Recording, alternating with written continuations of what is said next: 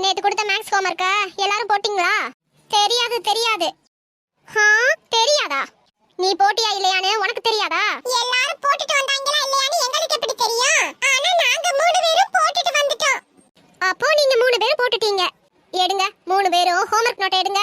Miss நோட்டை நாங்க எடுத்துட்டு வரல. அதான பார்த்தேன். ஹோம்வொர்க்க கேட்டா செஞ்சுட்டு வந்தேங்கிறது, நோட்டை கேட்டா எடுத்துட்டு வரலன்னு சொல்றது. இந்த மாதிரி என் அனுபவத்துல எத்தனை பேரை பார்த்திருப்பேன். மிஸ் உண்மையிலேயே நாங்க போட்டோம். எப்படிடா? எப்படி நான் நம்புறது? மிஸ் நேத்து நாங்க ஸ்கூல் முடிச்சு போறப்பயே ஸ்கூலுக்கு வெளியில இருக்க குப்பை தொட்டில நாங்க மூணு பேரும் ஹோம்வொர்க் நோட்ட போட்டுட்டோம். குப்பை தொட்டிலையா? அங்க எதுக்குடா போட்டீங்க? என்ன மிஸ் நீங்க தானே நேத்து சொன்னீங்க நாளைக்கு வரப்ப மறக்காம எல்லாரும் ஹோம்வொர்க்க போட்டுட்டு வாங்கன்னு சொன்னீங்களே. எங்களுக்கு எங்க போறதுன்னு தெரியாம குப்பை தொட்டிலேயே போட்டுட்டோம். நாங்களே மேக்ஸ் ஹோம்வொர்க்க இவ்வளவு ஈஸியா போடுவான்னு எதிர்பார்க்கல. படிக்கிறதுக்கு எண்ணம் இல்லனா எதுக்கு ஸ்கூலுக்கு வரீங்க? வீட்லயே இருக்கலாம்ல.